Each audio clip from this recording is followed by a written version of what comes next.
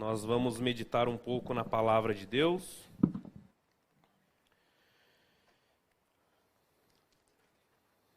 Peço que os irmãos abram a Bíblia de vocês em Apocalipse, capítulo 1, a partir do verso 9. Nós vamos falar um pouco hoje sobre intimidade com Deus, ou recuperando a nossa intimidade com Deus. Pois sabemos que em meio à nossa caminhada cristã, muitas vezes aparecem desafios, aparecem os problemas, e nós muitas vezes acabamos nos desanimando na caminhada, né? Não é raro nós vermos irmãos conversando e falando: poxa, eu fiquei um tempo desanimado e agora estou recuperando novamente aquela intensidade, aquela intimidade com Deus. Então nós vamos falar sobre isso hoje, sobre recuperar a nossa intimidade com Deus, manter a nossa intimidade com Deus. Apocalipse, capítulo 1, a partir do verso 9 até o 11, diz assim: Eu, João, irmão e companheiro de vocês no sofrimento, no reino e na perseverança em Jesus, estava na ilha de Pátimos por causa da palavra de Deus e do testemunho de Jesus. No dia do Senhor achei-me no Espírito e ouvi por trás de mim uma forte voz, como de trombeta, que dizia: Escreva num livro o que você vê e envie às 7 igrejas: Éfeso, Esmirna, Pérgamo, Tiatira, Sardes, Filadélfia e Laodiceia. Vamos orar? Senhor nosso Deus, nós te agradecemos por esse momento, Pai, te agradecemos pela chuva, te agradecemos por cada irmão que está aqui presencialmente, te agradecemos por cada irmão que nos assiste nesse momento também, Pai. Sabemos que o Senhor tem um propósito em todas as coisas e que o Senhor venha falar agora através de mim, Pai, que eu seja apenas uma ferramenta, mas que o Teu Santo Espírito fale, Pai. Porque apenas o Teu Santo Espírito nos transforma, apenas o Teu Santo Espírito nos convence. Então que o Senhor venha falar agora neste momento, Pai. Que a palavra toque no coração dos meus irmãos, assim como tocou no meu, no preparo dessa mensagem. Muito obrigado por tudo, essa oração que eu faço em nome de Jesus. Amém. Irmãos, para nós entendermos um pouco mais por que João escreveu isso, nós precisamos entender um pouco do contexto da época. Anos que antecederam esse acontecimento, onde João estava preso na ilha de Pátimos, a igreja passou por um momento de trevas, um momento de perseguição, um momento de mortes. E eu anotei aqui alguns dados só para fundamentar isso. No ano 54, depois de Cristo, logo no início da igreja, Nero assume Roma. E ele foi o mais terrível dos imperadores, matando a sua mãe e perseguindo muitos cristãos. No ano de 64, Nero coloca fogo em Roma, destruindo 10 dos 14 bairros de Roma e coloca a culpa nos cristãos. Naquele mesmo ano, Nero culpa os cristãos pelo incêndio e isso acarretou uma grande perseguição. Historiadores dizem que faltou madeira em Roma para crucificar tanto cristão pelo incêndio, que não foram culpa deles, mas Nero botou a culpa neles. No ano 70, o então imperador Tito destrói Jerusalém, derrubando o templo de Jerusalém e matando milhares de judeus e cristãos. Naquele mesmo ano de 70, Vespasiano inaugura o Coliseu em Roma. E na festa de 100 dias de inauguração do Coliseu, estima-se que mais de 10.000 cristãos foram mortos, enrolados em peles de ovelhas e comidos por cães e por leões. Os cristãos eles foram usados como diversão para a abertura do Coliseu. Eles foram devorados por leões, devorados por cães, eram costurados nos cristãos peles de ovelhas para se tornar mais atrativo para o leão ou para o cão devorá-lo. E no ano de 81 assume o Império de Roma o imperador Domiciano, que é chamado o segundo Nero pela sua brutalidade com os cristãos, pois ele se julgava ser um deus, e como os cristãos não adoravam Domiciano, pois eles adoravam apenas o Deus verdadeiro, eles foram mortos e muitos deles, quase levando a igreja à extinção, porém as portas do inferno nunca prevalecerão sobre a igreja. Então nós vemos que os anos que antecederam esse acontecimento era um tempo de guerra, era um tempo de perseguição, era um tempo onde os cristãos estavam sofrendo, principalmente pelo Império Romano. Estavam sendo perseguidos, estavam sendo culpados de coisas que eles não haviam feito. Era um momento complicado. Hoje nós vemos que nós cristãos passamos por problemas ou perseguições à nossa fé, mas nem se compara a esse contexto. Hoje nós podemos chegar e fundamentar a nossa fé e ficar de pé sem que ninguém nos mate. Naquela época, aqueles que firmaram a sua fé e falaram não para o imperador, acabaram morrendo. Hoje, graças a Deus, nós não estamos nesse estágio de perseguição. Mas naquela época, foi uma crueldade tremenda com os cristãos do primeiro século. Então nós vemos no versículo 9 ao 11, que Jesus diz assim, que João diz assim: companheiro de vocês no sofrimento, no reino e na perseverança em Jesus. Estava na ilha de Pátimos por causa da palavra e do testemunho de Jesus. No dia do Senhor achei-me no Espírito, e ouvi por trás de mim uma voz forte, como de trombeta, que dizia: escreva num livro que você vê e envia a 7 igrejas. Nós vemos que, num contexto de trevas, o último apóstolo vivo escreve uma carta. Quando parecia que a igreja não tinha mais os seus apóstolos, ou aqueles que caminharam com Jesus, todos já haviam morrido. Quando as trevas acharam que acabaram com a igreja, ou acabaram com os seguidores de Jesus, o último apóstolo vivo, depois de Domiciano ter tentado matar João, frito numa frigideira enorme com óleo, ele não teve sucesso. Milagrosamente João escapou, milagrosamente por causa de Deus, obviamente, por causa desse propósito. Então, para não causar nenhum problema na região, ele manda João a uma ilha chamada Pátimos. Pois, como João era o último que havia tido contato com Jesus, ele arrastava consigo muitas pessoas que ele compartilhava o evangelho. Então, para não criar nenhum problema, Domiciano não tenta mais matar João, pois da última vez ele escapou de uma forma milagrosa, então manda João à ilha de Pátimos, preso. E ali ele passa os últimos dias de sua vida. Porém, quando tudo parecia acabado, quem aparece na ilha de Pátimos? Jesus. E vocês podem ver que ele está no meio dos candelabros, e ele mesmo diz que os candelabros são a igreja. Jesus, ele anda em meio à sua igreja. Jesus, ele se importa com a sua igreja. Jesus, ele não deixa com que a sua igreja fique desorientada. Nós não servimos um Deus que deixa todas as coisas acontecerem normalmente. Não, é um Deus que interfere na história, é um Deus que abençoa a história. É um Deus que nos mantém firmes no mesmo propósito. É um Deus vivo. Então, diz assim para João: escreva o que eu vou falar, ou o que você vai ver neste livro, e mande às 7 igrejas. É aí que eu quero entrar.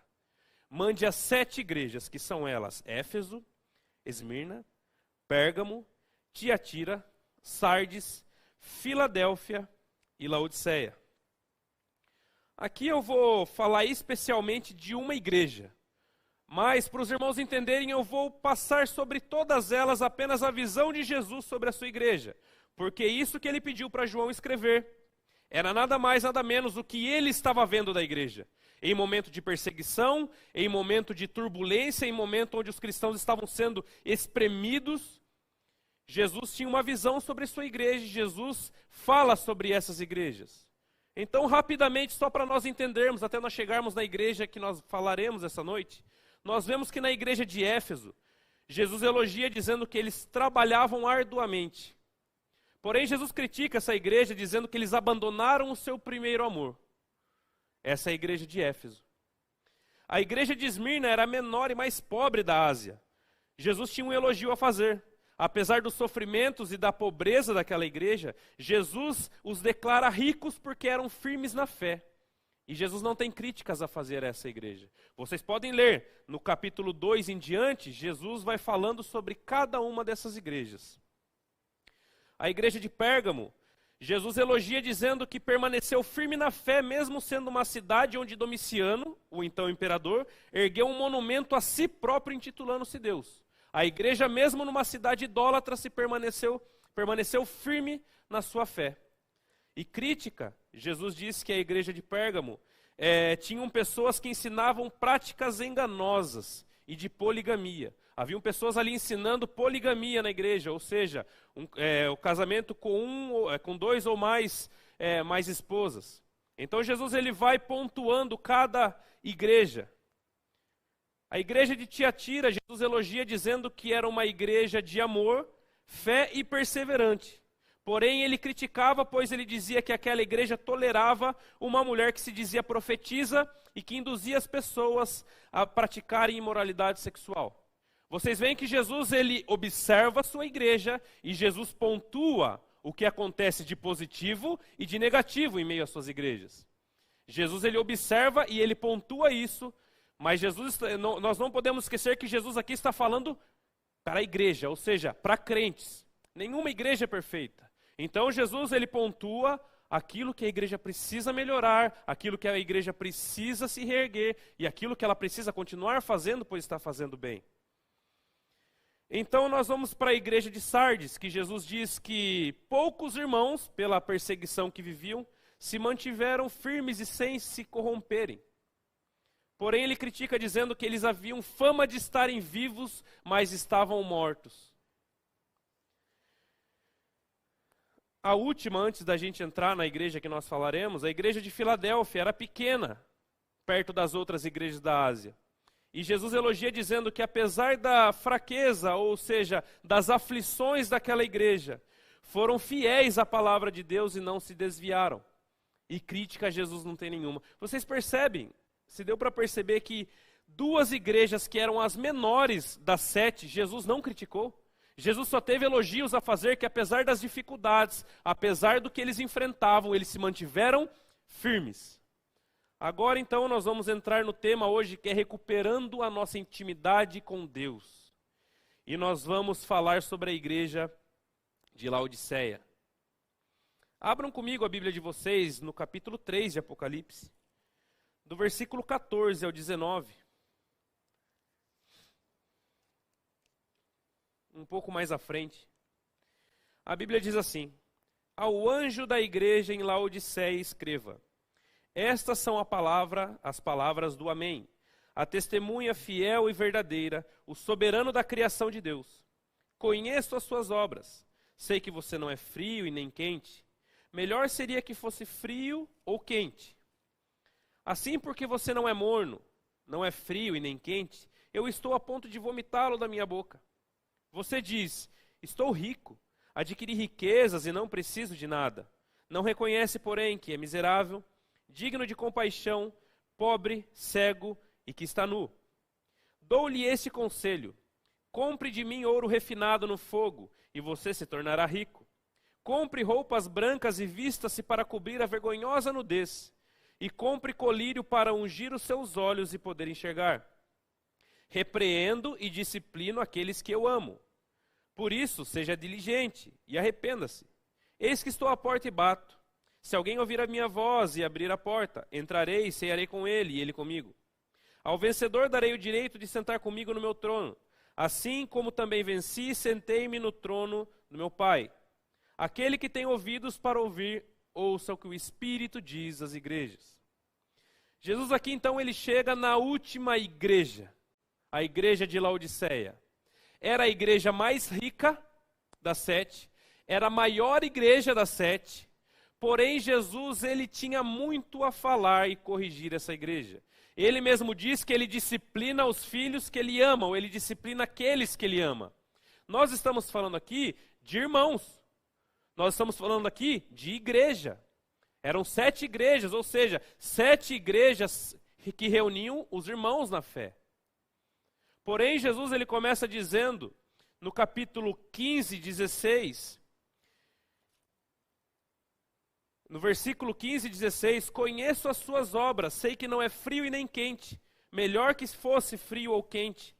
Assim, porque você é morno, não é frio e nem quente, estou a ponto de vomitá-lo da minha boca. Jesus já começa dizendo assim para a igreja em Laodiceia. Mas o que a igreja de Laodiceia fazia? Jesus ele usa essa analogia de morno e a ponto de vomitar da boca dele, porque Jesus ele começa pontuando coisas que aconteciam no contexto daquela igreja. Laodiceia ele ficava entre 2 cidades, de Terápolis e Colossos. Eram 2 cidades que ficavam geograficamente um pouco acima de Laodiceia. De Terápolis passava uma fonte de água quente. E na outra cidade de Colossos, de água fria, ou seja, tinham duas fontes de água. Uma era quente, outra era fria. Então, quando elas se desciam e se juntavam e passavam em frente de Laodiceia, elas estavam mornas. Uma fonte quente, a outra fria. Quando elas se juntavam, passavam na frente de Laodiceia, da cidade de Laodiceia, mornas. Então, Jesus, ele fala exatamente na realidade daquela igreja. E ele diz: vocês não são frios e vocês não são quentes. Jesus estava dizendo isso para apontar o estado espiritual daquela igreja. Lembrando que nós não estamos falando para ímpios, nós estamos falando para a igreja. Jesus estava apontando o estado espiritual que Laodiceia vivia. Apesar de ser a maior igreja, apesar de ser a igreja mais rica e bem mais sucedida do que as outras. Jesus, então, no versículo 17, ele continua dizendo: você diz, estou rico, adquiri riquezas e não preciso de nada. Não reconheces, porém, que é miserável, digno de compaixão, pobre, cego e que está nu. Era uma igreja que, apesar de toda a sua grandeza e riqueza, era uma igreja preocupada com status.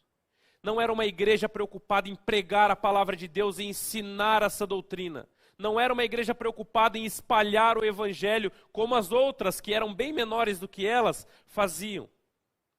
Era uma igreja que, diante daquele cenário de perseguições e aquele cenário violento contra os cristãos, muitas vezes se calava perante aquela situação. Era uma igreja que tinha um potencial enorme, mas não realizava o potencial que tinha. A Bíblia diz que aquele a quem muito é dado, muito é cobrado. Ou seja, se as outras igrejas, muito menores e em condições precárias, se mantiveram firmes, por que a maior e a mais rica não se manteve? Então Jesus, ele pega pesado com essa igreja, pois era uma igreja que tinha um potencial na sua cidade enorme, e não espalhava o evangelho como deveria. Jesus, ele diz que vocês falam: olha, eu estou rico, ou eu sou rico e não preciso de absolutamente nada. Porém, vocês não reconhecem que são pobres, cegos e nu. Como eu disse no domingo de manhã, o problema não é você ser o pecador, o problema é você não reconhecer que você é um pecador. O problema não é você pecar, apesar que isso é muito grave, mas o maior problema é você não se ajoelhar aos pés de Jesus pedindo perdão por aquele pecado. Quando nós não reconhecemos quem nós somos, é muito difícil nós olharmos para um Deus e falarmos: olha, eu necessito de um Redentor. Pois se eu não reconheço a minha situação pecaminosa, já não há do que eu ser redimido. Nós só precisamos de um Redentor quando reconhecemos a nossa situação. E era exatamente o que a igreja de Laodiceia estava fazendo. Ela não estava prestando atenção nas coisas que estavam fazendo. Ela não estava vendo que ela era pobre, que ela era cega, nu. Mas ela se gabava da sua grandeza. Ela se gabava da sua riqueza. Então Jesus, ele orienta essa cidade, essa igreja que estava nessa cidade, a voltar a ter intimidade com ele. Então no versículo 18, Jesus continua dizendo o seguinte: dou-lhes este conselho, compre de mim ouro refinado no fogo, e você se tornará rico. Compre roupas brancas e vista-se para cobrir a vergonhosa nudez. E compre colírio para ungir os seus olhos e poder enxergar. Aqui Jesus também pega no calo da igreja usando elementos da época. Ele diz para comprar dele roupas finas e brancas, pois Laodiceia era o maior produtor têxtil da Ásia da época. Havia naquela cidade a maior produção de roupas, de tecidos, naquela cidade para a época. Era um ponto comercial riquíssimo. Era um ponto comercial que vendia para toda a parte do mundo antigo. Era uma rota comercial. As pessoas compravam muito tecido ali, então Jesus diz o quê? Olha, eu dou um conselho para vocês, já que vocês acham que vocês são tão bons, compre de mim roupas finas para cobrir a sua vergonhosa nudez. Olha, a roupa que vocês vendem aí não é nada perto do que eu posso dar a vocês. As coisas que vocês fazem aí não é nada comparado ao que eu posso fazer por vocês. E Jesus diz que pede para eles comprarem colírio para poder enxergar. Sabe por quê? Laodiceia, além de têxtil, era referência na área da oftalmologia da época. Foi uma das primeiras cidades da época a se especializarem em oftalmologia. Olha só, que interessante. E Jesus ainda diz o quê? Vocês acham porque vocês conhecem medicina, vocês não precisam me adorar ou podem fazer as coisas que vocês querem fazer? Pois eu dou um conselho para vocês, comprem de mim colírio para que vocês possam enxergar. Não fiquem se gabando porque vocês têm muitas coisas ricas aí, ou porque vocês vendem tecidos, ou porque vocês são referência na medicina em relação à oftalmologia. Não fiquem se gabando disso, não. Comprem de mim roupas para cobrir a sua vergonhosa nudez e comprem de mim colírio, porque só eu posso abrir os seus olhos para fazer vocês enxergarem aquilo que vocês não estão enxergando. Ou seja, Jesus está dizendo, olha, apenas eu vou fazer vocês enxergarem as coisas que vocês estão fazendo. Apenas eu vou fazer com que vocês olhem para dentro de si mesmo e vejam o que vocês estão fazendo. A Bíblia diz que Jesus é a luz, não é assim? Jesus é luz. Ou seja, quanto mais próximo nós estamos da luz, mais iluminados nós ficamos e podemos ver as nossas imperfeições. Quanto mais distante nós estamos da luz, obscuro está dentro de nós e nós mesmos olhamos e não conseguimos ver os nossos defeitos. Aquele que está próximo de Jesus, aquele que busca a luz, consegue olhar para dentro de si com humildade e dizer, Senhor, tem misericórdia de mim. A luz, ela dissipa as trevas. Muitas vezes o nosso interior está escuro. Por quê? Porque estamos longe da luz. Se nós apagarmos essas luzes aqui, o que vai acontecer? Trevas, ou seja, escuridão, porque é o mesmo significado. Agora, quando acendemos, a escuridão é dissipada. Só olharemos com humildade para dentro de nós mesmos quando buscarmos aquele que é a luz. No versículo 19, ele diz, repreendo e disciplino aqueles que eu amo, por isso sejam diligentes e arrependam-se. Mesmo em meio a tantos problemas, mesmo Jesus olhando e vendo muitas coisas a serem pontuadas nessa igreja, Jesus ele diz que ama. Jesus ele não ama como nós. Jesus o amor dele não é condicionado a nada. O amor dele é puro porque ele é o amor. O amor de Jesus não é como o nosso amor, que vemos coisas positivas em alguém e começamos a amar essa pessoa. Ou seja, com uma condição. O nosso amor, ele é condicionado. Se a pessoa me prejudica ou faz alguma coisa para mim, eu nem quero perto de mim, porque eu não quero, ela me faz mal. Agora, ao contrário, nós amamos. Nós nos amamos nossos familiares. Todos aqui amam seus familiares? Sim? Por quê? Porque eles são do seu convívio, porque eles são da sua família, são muito queridos, estimados, então nós amamos. Porque o ser humano, ele ama condicionalmente. Ele ama com condições. Jesus não, Jesus tem um amor incondicional. Jesus não depende da sua atitude para te amar. Porque Jesus está falando de uma igreja onde ele pontua defeitos na igreja, porém ele diz, filhos, eu só estou dizendo isso porque eu repreendo vocês, porque eu amo vocês. Eu só repreendo aqueles a quem eu amo. Ele estava dizendo aqui para crentes. Porque muitas vezes nós podemos pensar, não, mas isso daí é para ímpio. Não, isso daí é para crentes. Está falando igreja.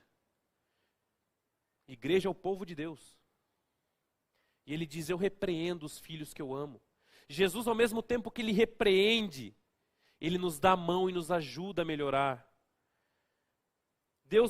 Jesus não é aquele Deus que fulmina você pelos seus erros, apesar de cobrar você pelos seus erros, mas ele te ajuda na caminhada. Ele está no meio da igreja.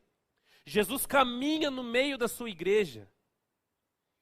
Por isso nós estamos aqui numa quinta-feira chuvosa, com as portas abertas, porque nós cremos que Ele está aqui. Ele está aqui. Porém, Ele sempre pontua no que nós precisamos melhorar para que nós não venhamos a cair no que eu disse domingo de Saul, acomodação. Para que nós não venhamos achar que nós não precisamos mais absolutamente melhorar ou fazer alguma coisa, não. Ele nos cobra porque Ele nos ama, Ele nos repreende porque Ele nos ama. Se você está sendo repreendido pela palavra, glorifique a Deus. Porque é sinal que Ele causou esse incômodo no seu coração, como causou no meu. Porque Ele repreende aqueles a quem Ele ama. Muitas vezes nós não gostamos de ser repreendido, né? Principalmente quando é adolescente, a criança não gosta de ser repreendido pela mãe, pelo pai. Na verdade, o ser humano ele não gosta muito de repreensão. Mas Jesus ele muda o foco. Olha, eu não estou repreendendo vocês para vocês ficarem bravos comigo. Eu não estou repreendendo vocês apenas para mostrar que eu sou Deus. Eu sou um Deus que subi na cruz do Calvário, fui morto e crucificado e ressuscitei ao terceiro dia e dou vida para vocês. Eu não sou um Deus que criou todas as coisas e sumiu na história, não. Eu sou um Deus que criou o meu povo e sigo o meu povo, capacitando o meu povo, dando a mão ao meu povo e mostrando onde o meu povo deve seguir. Que forma o meu povo deve fazer. Esse é o nosso Deus, é um Deus de perto. Ele é um Deus pessoal. Ele é um Deus que quando nós precisamos, Ele é o único que nos socorre. Quem aqui muitas vezes em oração não sentiu a presença gloriosa dEle? E não é apenas impressão, é realidade.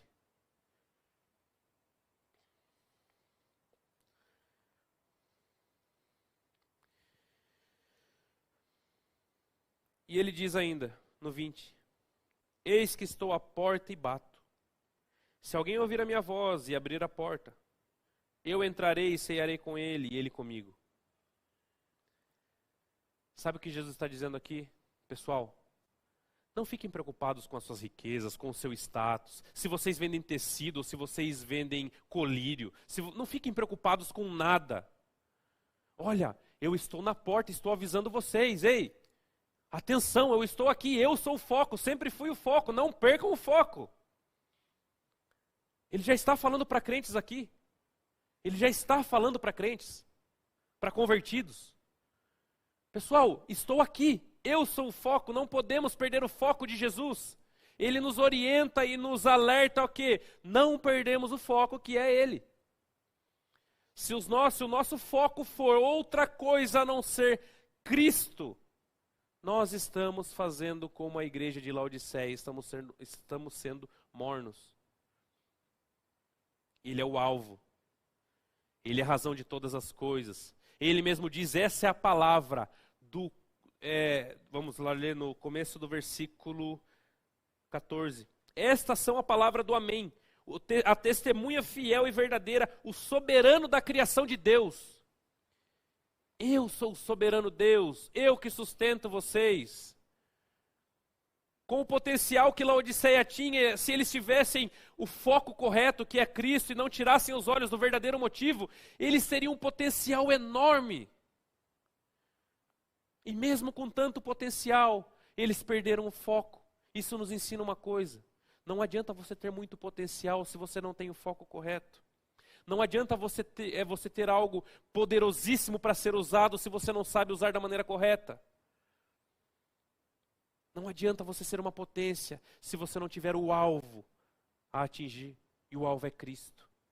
Porque dele, por ele e para ele são todas as coisas. Não são algumas, quase todas, não. Todas as coisas. Todas as coisas são por ele, para ele. Porque ele é o soberano da igreja, ele é o cabeça da igreja. E quem é a igreja? Eu e cada um de vocês que está aqui. Então, para que nós venhamos olhar para dentro de nós e falar, Senhor, como que está? Será que eu estou com o foco correto? Senhor, me ajuda. Pois Jesus não está condenando ninguém aqui. Jesus está repreendendo, mas dando a solução. Ei, eu estou aqui, eu sou o foco. Ele está dando a solução. Que nós venhamos orar, Senhor, me ajuda. Se eu estiver para a direita ou para a esquerda, desviando um pouco, o Senhor me ajude a centralizar novamente e caminhar com o Senhor. Pois Ele repreende, porque Ele ama. A Bíblia diz em 1 Coríntios, capítulo 13, versículo 1 e 3. Irmãos, 1 Coríntios, capítulo 13, 1 e 3. Ainda que eu fale a língua dos homens ou dos anjos, se não tiver amor, serei como um sino que ressoa e como um prato que retine. Ainda que eu tenha o dom de profecia e saiba todos os mistérios e todo o conhecimento, e tenha uma fé capaz de mover montanhas, se não tiver amor, de nada serei. Ainda que eu dê aos pobres tudo que possuo e entregue o meu corpo para ser queimado, se não tiver amor, de nada valerá. O foco é o amor, e o amor é o próprio Cristo. Amar aqueles que são os nossos familiares, irmãos, como a Bíblia mesmo diz, é fácil. Nós não precisamos nos esforçar para amar os nossos pais, os nossos filhos, correto? Isso é algo que está dentro de nós. Amar aqueles que são os nossos familiares, a Bíblia mesmo diz, nós não estamos fazendo nada além do que é a nossa obrigação. Agora, amar os outros, que muitas vezes até nos prejudicam, daí é complicado. E nós só conseguimos essa intimidade com Deus quando estamos perto da luz, ou seja, quando estamos no foco correto. E esse foco é Cristo. Amém, meus irmãos? Vamos orar? Senhor nosso Deus, eu te agradeço, Pai, te agradeço porque o Senhor é maravilhoso. Te agradeço porque o Senhor nos repreende, porque o Senhor nos ama. Te agradeço porque o Senhor não é um Deus de longe, mas o Senhor é um Deus de perto. Um Deus que nos abençoa, um Deus que nos ensina a fazer as coisas corretas, Pai. Que o Senhor venha falar em nossos corações e nós como igreja, aí eu não digo como instituição, mas como igreja, como organismo vivo que somos nós, possamos nos analisar, Pai. E se nós estamos nos desviando um pouquinho para a direita ou um pouquinho para a esquerda, que o Senhor já nos mostre aonde estamos errando para que nós venhamos a ter o nosso alvo reto novamente. Pois o Senhor diz que aos vencedores eu darei o direito de sentar comigo no meu trono. Sabemos que o Senhor está voltando, Pai, e esse dia será glorioso para nós. Que nós possamos estar prontos e preparados para aquele dia, Pai. Para que possamos viver contigo por toda a eternidade, dizendo santo, santo, santo é o Senhor. Muito obrigado porque o Senhor nos repreende e nos alerta. É essa oração que eu faço em nome de Jesus. Amém.